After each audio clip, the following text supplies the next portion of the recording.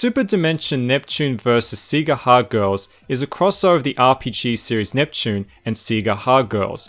For those not familiar with the latter, it's basically a multimedia franchise with personifications of Sega's hardware.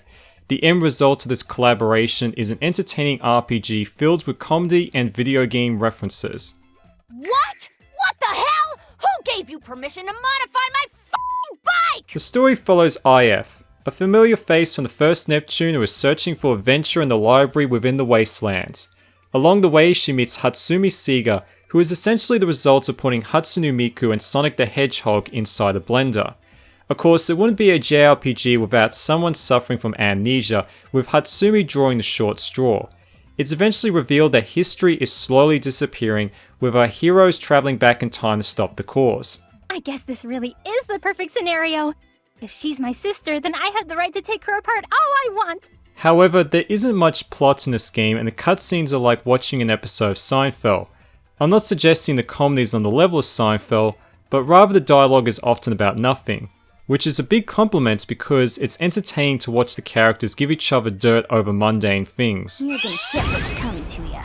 Sega's ultimate hardware is here! For Sega fans, the biggest highlights would be all the references to Sega's games and hardware.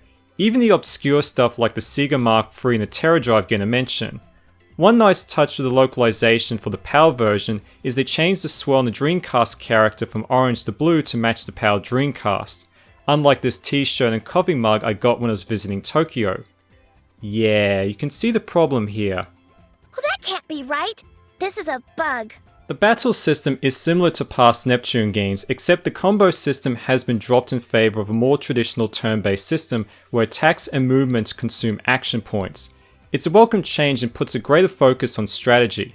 The battles move smoothly with all the interactions mapped to shortcuts, and this reduces the time spent scrolling through menus.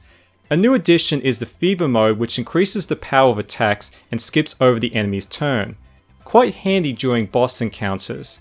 Your statement is discriminating against bike people, but I'll let it power slide for now.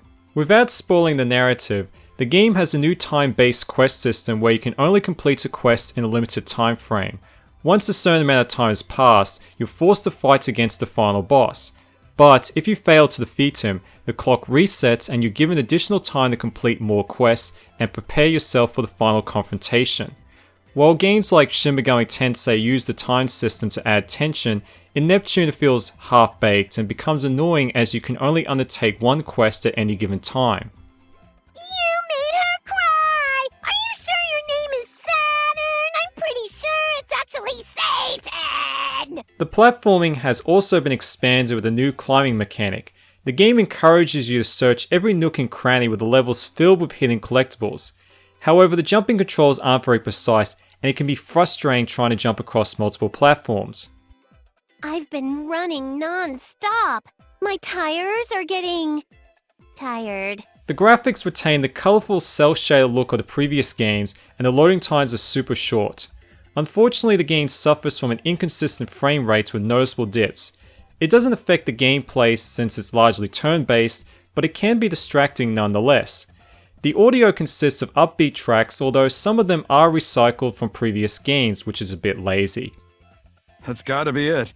Only a couple of bumpkins would still be playing video games these days.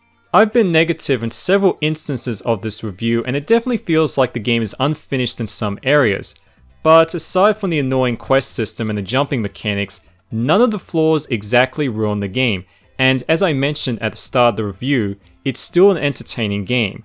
The redesigned battle system and the greater emphasis on strategy is a welcome change, and the Sega references are no doubt going to put a big smile on Sega fans. If you like Neptune or collecting Sega hardware, you should definitely pick up this game.